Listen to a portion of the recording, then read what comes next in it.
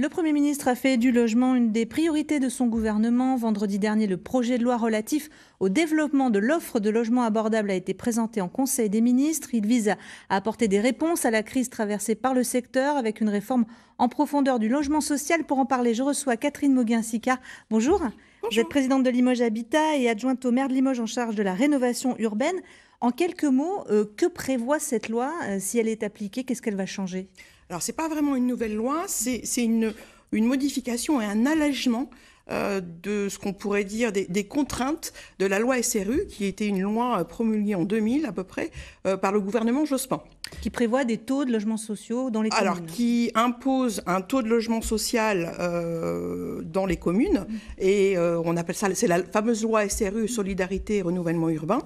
Et effectivement, le problème de cette modification, de cet assouplissement, dans tous les cas, c'est que, encore une fois, c'est quelque chose qui a été pensé par des élus ou des technocrates qui sont à Paris et qui n'ont pas cette notion de territoire, parce que chaque territoire est différent. Et si on prend ici, en local, le territoire de Limoges Métropole, la ville-centre qui est Limoges a des différences aussi par rapport aux autres communes.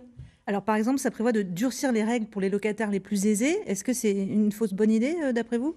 À mon avis, c'est une grave erreur parce que il faut penser aussi au parcours résidentiel, et au sein du logement social, vous avez la possibilité de faire un vrai parcours résidentiel. Et puis, c'est aussi la clé de la mixité sociale. Un certain nombre d'associations et des élus de gauche parlent de chasse aux pauvres. Vous trouvez ça excessif comme expression ? Alors là, on est plutôt sur la chasse aux riches, puisque dans tous les cas, le gouvernement cherche même à demander aux bailleurs sociaux d'expulser les gens qui ont un peu plus de revenus. Donc déjà, c'est casser la mixité. Et puis moi, je pense que, quitte à nous aider à expulser des gens, je pense que plutôt que d'expulser les gens qui ont un peu de revenus, qui travaillent, etc., il faudrait qu'ils nous aident à expulser de façon plus ferme, dans tous les cas, les jeunes voyous locataires de nos logements sociaux sur les quartiers prioritaires de la ville. Alors, le projet prévoit aussi d'intégrer les logements intermédiaires donc dans le calcul de ces quotas de logements sociaux. Est-ce que c'est faisable ici, chez nous ? Alors là aussi, c'est une hérésie parce qu'on est sur un territoire dit détendu.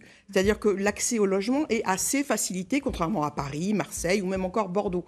Donc du coup, par rapport à notre territoire, le logement dit intermédiaire, ça reste du logement social, mais le niveau du loyer est quasiment équivalent à un loyer du privé. Donc aujourd'hui, ça, c'est une hérésie, c'est pas applicable parce qu'on n'a pas la clientèle. Et si vous prenez la clientèle ciblée, ça veut dire que derrière, vous allez aussi créer davantage de vacances sur l'habitat privé en centre-ville et centre-bourg. Donc, c'est pas acceptable.